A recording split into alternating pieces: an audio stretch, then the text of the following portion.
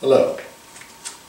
I'd like to read to you from my new book, The Chronicles of the Upheavals. Unlike my other books, this is a book of fiction. Or perhaps more accurately, it's a book of how we get to a society that we can actually live in. In this book, it's set in the year 2125, and it makes the assumption that humanity makes it. That we make it through all of the difficulties that we can and will face.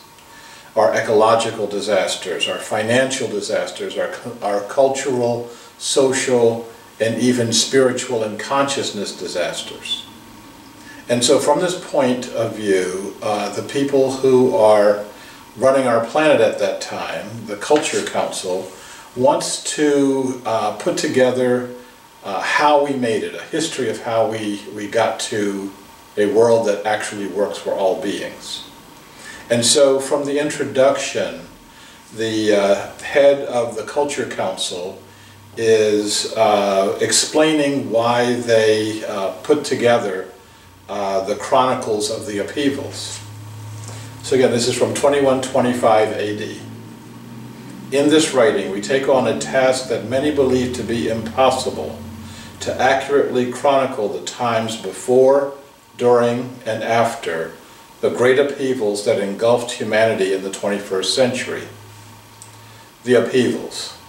As many as 4 billion humans died, almost 60% of the human population of the planet at that time.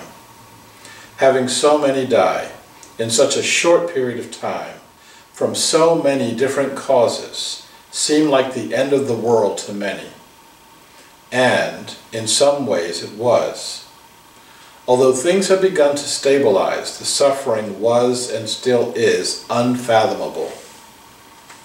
There's no common agreement on when the upheavals started, and many believe that they are far from over.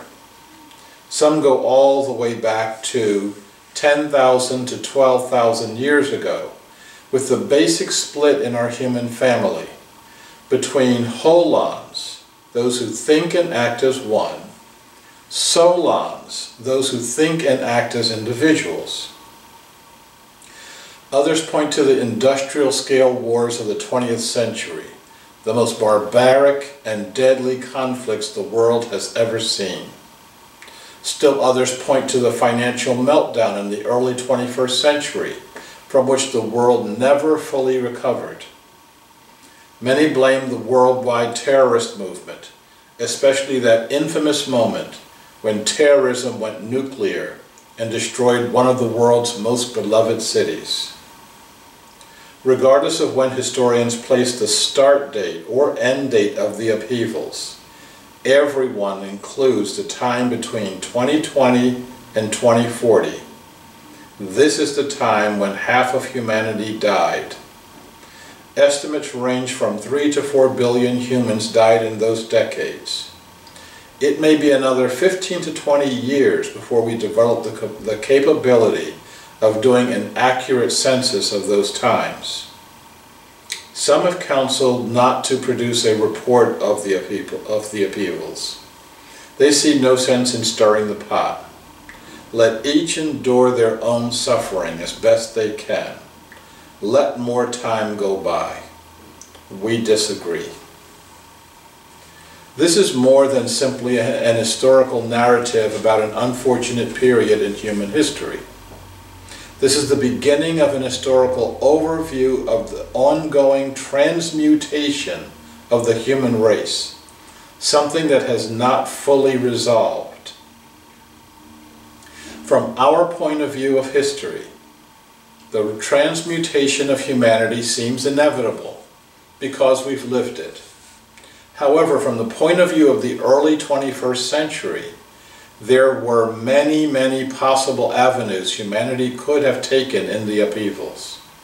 Almost all of them would have led to a complete collapse of human civilization.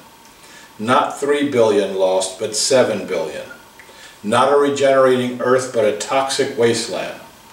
The fact that we of the Culture Council have consciously chosen this path needs to be explained to future generations. In fact, it needs to be explained to many of us right now. So the Culture Council goes on to talk about how they collected the information. After much discussion, the Council has opted for a middle ground approach to chronicle the lives and times of just a few people from their novicehood to their mastery and beyond. A handful of relatively ordinary people. In this way, the kaleidoscope of events, from monumental to mundane, can be witnessed from a human level. Those singular characters can be seen as a living backdrop to historical and transformative actions that took place on a global scale. Okay, then the Culture Council is answering some of its critics of their approach to how they got to this 21st century and a world that works for all. So they say, a few historians have asked whether the events set in motion by the global culture councils were worth the death of 3 to 4 billion humans. We remain adamant that that is the wrong question.